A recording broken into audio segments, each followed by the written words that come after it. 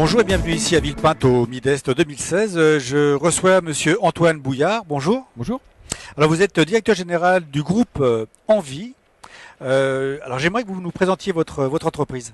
Avec plaisir, merci de me recevoir. Envie, c'est une entreprise familiale. La preuve, c'est que Envie, ça veut dire Antoine Victor. D'accord. Victor est mon frère, je suis Antoine.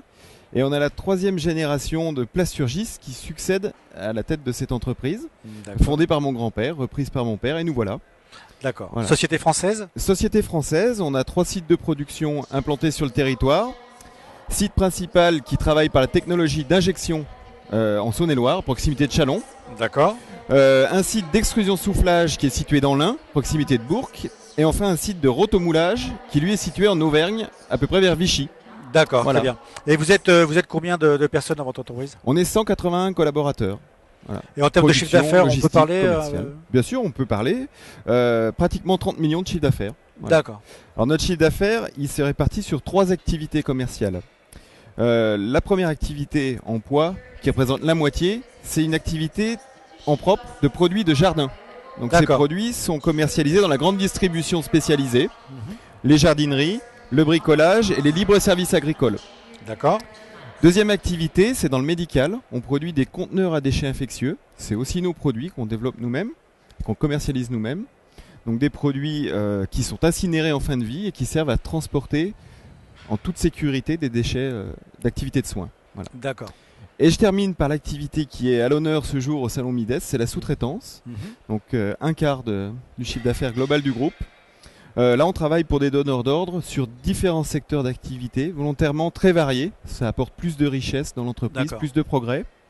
Donc nos principaux marchés sont dans la sécurité routière, dans l'emballage, dans le pharmaceutique, dans le médical, dans le BTP, l'assainissement, le jouet, etc.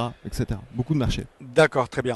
Alors ici justement à Midest, donc vous avez reçu donc le trophée de la sous-traitance industrielle dans la catégorie organisation, et ce grâce à un outil de pilotage dont vous allez nous en parler maintenant. Bah écoutez, je remercie déjà le jury d'avoir soutenu notre dossier. C'est une grande fierté pour nous parce que c'est l'aboutissement d'un travail sur plusieurs années. Et je crois que le jury a retenu notre dossier pour les projets, je crois, menés avec succès dans le Lean Management. Alors justement, concrètement, qu'est-ce que c'est que ce Lean Management ? Alors le Lean Management, c'est un concept, je suppose, de plus en plus connu par vos auditeurs et vos lecteurs. Souvent, c'est résumé à des outils. On entend parler des 5S qui servent à améliorer les standards de rangement de l'entreprise. On entend parler des Kaizen, les chantiers d'amélioration continue.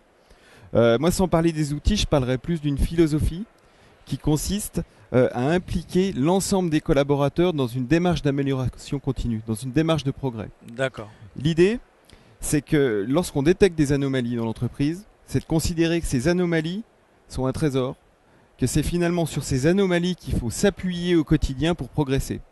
D'accord. Donc quand les managers détectent des anomalies, ils ont les indicateurs pour les détecter déjà, et ensuite ils ont l'autonomie, la confiance pour pouvoir lancer les actions qui permettront de générer de l'anomalie un progrès. D'accord, l'autonomie. Peuvent gérer l'autonomie. Et le droit à l'erreur.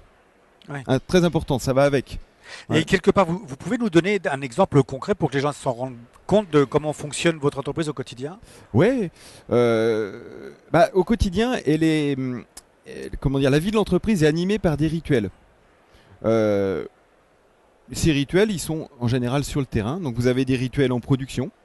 Chaque changement de poste, un passage de consigne qui se fait avec l'équipe montante, l'équipe descendante, où ils évoquent les problèmes qu'ils ont rencontrés. Ça peut être les pannes de machines, ça peut être des rebuts excessifs sur certaines productions. Et bien sûr, ils ont toutes les métriques pour pouvoir suivre ça. Nos machines sont reliées à l'informatique et tous les aléas, ils les connaissent. D'accord. Donc là, ils vont pouvoir se transmettre les points de vigilance, dire où ils en sont dans l'avancement des corrections des anomalies. Et l'équipe suivante a toutes les infos qu'il faut pour pouvoir remettre les productions dans le bon chemin. D'accord, donc ce sont les gens qui sont sur le terrain, qui sont au quotidien, qui voient les problèmes et qui ont leur mot à dire en fait pour les régler. Donc là on parlait de production, mais il faut imaginer que les équipes ont des rituels pour animer la planification, pour animer la logistique, pour animer l'administration des ventes, pour animer les relances clients, ça arrive parfois. Oui, Voilà. ça peut arriver. Très bien. Ouais. Bah, écoutez, Monsieur Bouillard, merci d'être venu. Félicitations pour ce Merci. trophée. Et je vous souhaite un excellent salon ici à Midest. Merci. à vous. Merci. J'espère que ça va bien se passer. Merci et je vous dis à bientôt sur Industrie Mag TV. Merci.